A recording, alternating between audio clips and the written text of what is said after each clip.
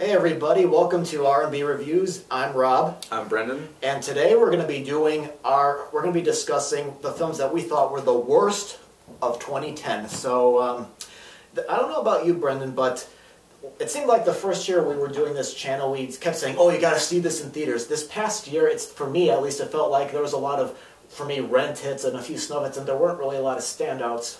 This was a pretty boring year for the movies. I know it's probably a bad way to start off a video, but 2010 has been sort of a gutter year for movies. I mean, certainly some good ones came out, like Inception and True Grit and The Fighter, but we had a lot of duds, a lot of remakes, a lot of pointless movies, and it almost makes going out to the theaters a dismal experience. Yeah, and speaking of remakes, one of the worst movies for me this past year that was a remake, and that was the Wolfman. That movie was so disappointing to me. The effects were crappy, the acting was just like, it seems like Benicio del Toro and Anthony Hopkins weren't putting in any effort into it. There was a few eye-rolling moments for me. It just was not an entertaining movie, and I wasn't really scared by it. It was just a terrible movie.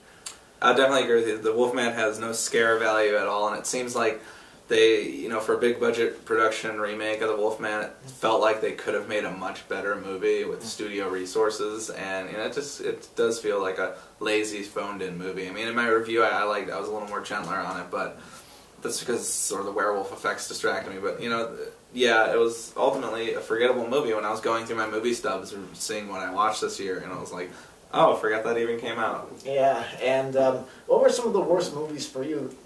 Nightmare on Elm Street was by far the most disappointing one, because the original Nightmare on Elm Street I really like, and I really like the other one Wes Craven did in the series, New Nightmare, and I think having the idea of a slasher killer in your dreams is very interesting, and it can leads to a lot of imagination in the stories that isn't there when you have like camp counselors getting hacked off by some maniac who won't die.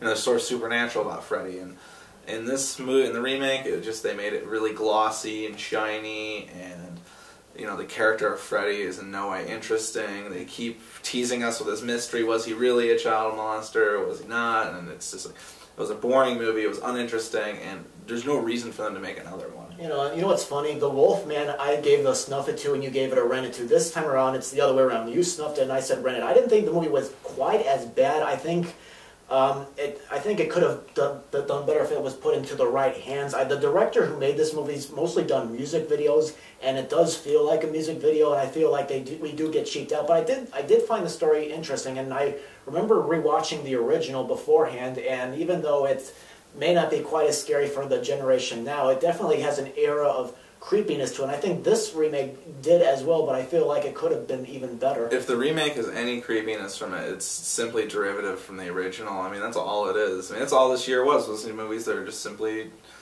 rip-offs of other things that have come before it. Nightmare on Elm Street didn't even know what kind of movie it wanted to be. Yeah, and the problem I had with the remake was the acting. Like, the lead actress, she was so stiff and cardboard-like and boring. And compared with the original, Heather Langenkamp is actually a fairly good scream queen for the 80s. I mean, she's definitely above average compared to the rest. But you're right, this one, it's boring. It's hammy, and Freddy Krueger, just Jackie Earle Haley, great actor, but not the great performance. It seems like it was all done for the money and simply banking in on the character's trade. Probably, and another movie that I thought was the film projector there. Another movie that I thought was one of the worst was The Sorcerer's Apprentice. Now with Nicolas Cage. Now it seems like Nicolas Cage, for the most part, has been doing a lot of these weird projects, and some of them just don't work out. I thought this movie was boring. It was cliched film. It was not interesting. I took my girlfriend to see this movie, and for some reason she liked it, and I'm like, what?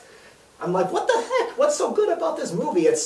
Nicolas Cage looks like he's reading from the script. The story is cliched and uninteresting. And the guy, Alfred Molina, who plays the villain in this movie, I saw him in Prince of Persia, another Jerry Bruckheimer film, and he was really good. He's normally a good actor, but here it seems like he's, again, like he just read the script like right before the take, and he just isn't put anything. This movie just was boring to me. It was not very interesting. The acting, for the most part, wasn't very good, and there was a lot of cliched stuff. It just was not an interesting movie to me. Another movie that came out way at the beginning of the year that I'm sure everyone forgot about by now, but was Edge of Darkness with Mel Gibson. Yeah. And originally I was very nice on this in my review, but going back to it, it was a very disappointing movie to think and Mel Gibson's completely cannibalized his own career, and the movie is just this very empty revenge thriller that ends like a lot of 70s revenge thrillers do, which is just, mass shootout and carnage and lots of blood and guts. And, it was a disappointing and forgettable movie, and I was reminded about it, as I was going through my movie studies. It was just another movie that was, rent this if there's nothing else left. Yeah, I mean, I haven't gotten around to see that. I was going to watch the TV series first that the movie's based off, and then the movie, but have you gotten around to ever seeing the TV show? No, I've never seen the television show. Never seen the show either. But the biggest disappointment for me, this is no shocker either, Iron Man 2 was such a big disappointment to me. It was... My problem with it was it felt like it was trying to do way too damn much with it. The first film, it was a little bit more simpler. There was, less characters. It was a little bit more focused. But there's so many people you got to keep track of, and they try to give equal time to everybody, and it falls flat. And it just is not. It just is. It's like a big step down from the first film. Yeah, really awesome, really great special effects. They look beautiful, but Mickey Rourke's wasted, I think. Mickey Rourke is completely wasted. I don't want to spoil the movie, but sort of his climactic villain battle is really, it's done in 5 seconds. It's like, wait, he's gone already? This is it? It's the big villain fight? You have these guys fight robots, and it's very empty. It's just special effects, and it feels like really bad improvisation, probably in the editing room. And the movie didn't have the drive the first one did. I mean, the first one's sort of character trying to redeem himself, and his father's company that has sort of fallen from grace, and Iron Man 2 just was disappointing, right?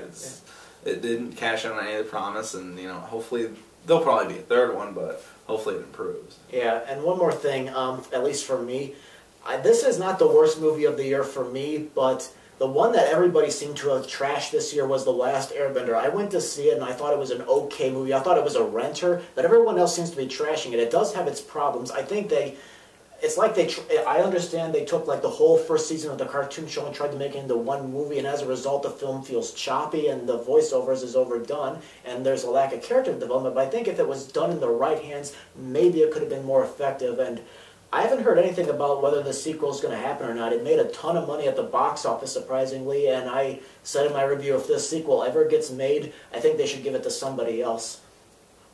I'm sure people are going to be a lot more hesitant to put Shyamalan in the directing chair.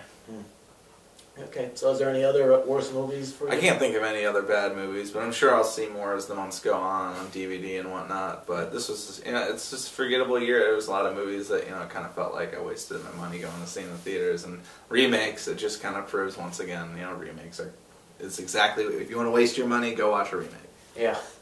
Okay, well, thank you, Brendan, and that's our discussion about what we thought were the worst movies of 2010, and so you guys know what to do. Leave your comments. Tell us what you guys thought were the worst movies of last year, and, of course, leave your comments about this review. So, thank you very, very much for watching, and take care.